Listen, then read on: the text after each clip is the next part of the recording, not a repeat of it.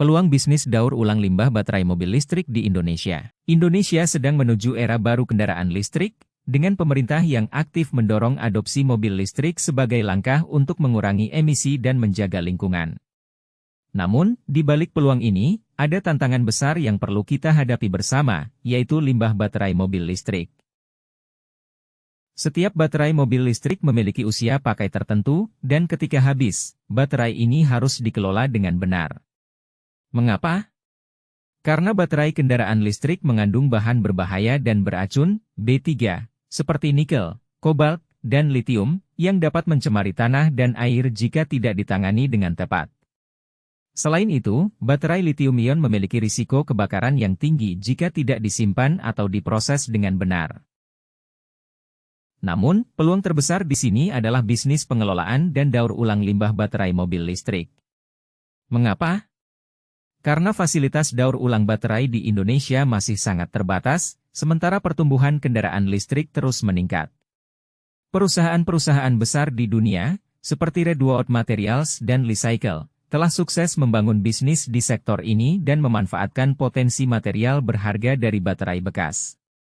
Di Indonesia sendiri, beberapa pemain seperti Warfi sudah mulai mengembangkan industri ini. Dengan meningkatnya jumlah baterai bekas di masa depan, peluang bagi pengusaha lokal untuk berkontribusi dalam pengelolaan limbah ini sangat besar. Berita baiknya, regulasi di Indonesia sudah mendukung bisnis ini. Pemerintah menyediakan aturan yang jelas untuk perizinan, pemrosesan, dan penyimpanan limbah B3. Bahkan, ada inisiatif untuk mendukung penelitian dan pengembangan teknologi yang memungkinkan pengelolaan limbah baterai secara efisien dan ramah lingkungan.